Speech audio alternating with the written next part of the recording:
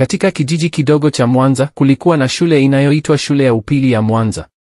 Shule hii ilikuwa na wanafunzi wengi waliokuwa wamezoea kufuata sheria ila mmoja.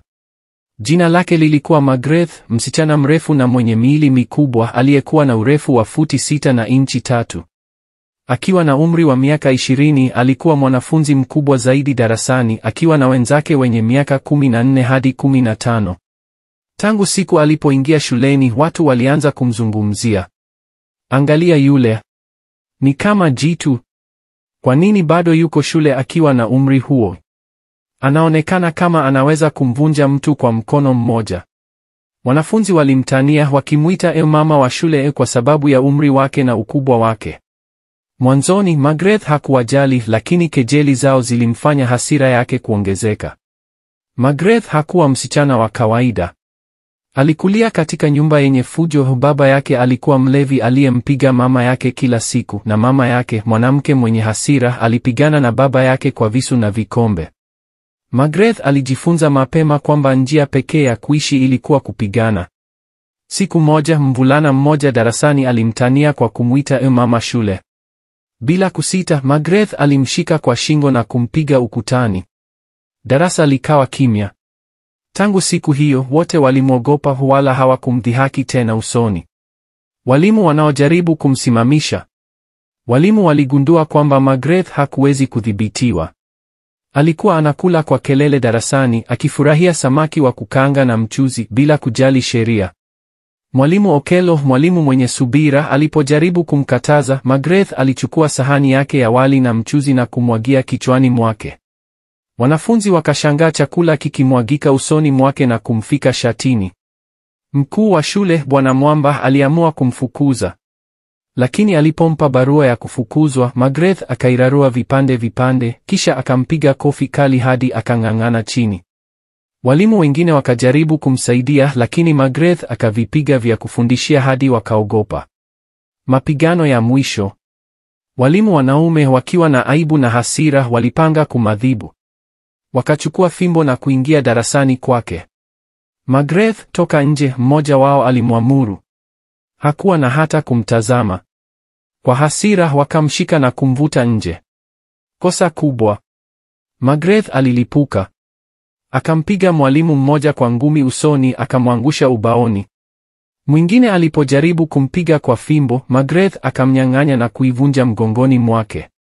Akainua dawati na kumtupia mwalimu mwingine, akamwangusha.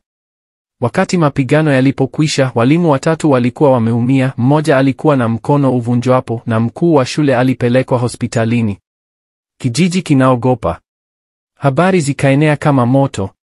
Msichana yule ameibiwa na pepo. Hana akili ya kawaida, ni shetani. Hakuna mwanamke anayeweza kuwapiga wanaume kama hivyo. Lakini hakuna aliyefahamu maumivu yake. Hakuna aliyekijua kichaa alichokipitia nyumbani. Askari wanamfunza. Asubuhi moja, Magreth alipoingia shuleni kwa kuchewa, akitema tembo kwa kelele, wanafunzi na walimu walikuwa nje kwa ajili ya wimbo wa taifa. Askari walikuwa wamealikwa kuwaleta nidhamu. Magreth hakusimama. Aliendelea kutembea. Askari mmoja alimshtaki. Kwa nini huridhii wimbo wa taifa? Aliendelea kutafuna bigiji. Imba sasa kwa heshima, alimamuru. Magreth akamwangalia kwa macho yenye hasira. Hakuna anayeniamrisha nifanye nini. Akampiga askari kwa ngumi. Shule nzima ikastaajabika. Hakuna aliyewahi kumpiga askari. Kilichotokea baadaye kilikuwa cha kuchukiza. Askari 4 wakamshika, wakamsukuma chini na kumlazimisha kutambaa kwenye matope. Wakamfanya afanye adhabu kali, push-ups, squats, kukimbia hadi alipochoka. Akasihi msamaha, lakini hawakumwogopa. Kwa mara ya kwanza Magreth alilia. Baada ya siku hiyo Magreth alibadilika. Hakupigani na walimu tena. Hakuvuruga darasa tena.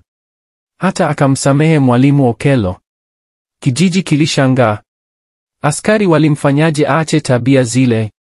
Lakini moyoni mwake Magreth alikuwa amejifunza somo gumu: hakuna nguvu yoyote isiyo na mipaka. Na nguvu ya kweli si ya kupigana bali ya kujidhibiti. Somo la hadithi. Vurumai huleta vurumai zaidi. Magreth alifanya wote wamwogope, lakini hakupata heshima. Kila mtu ana hadithi yake. Nyuma ya hasira yake kulikuwa na maumivu ambayo hakuna aliyeyaelewa. Nidhamu ni muhimu.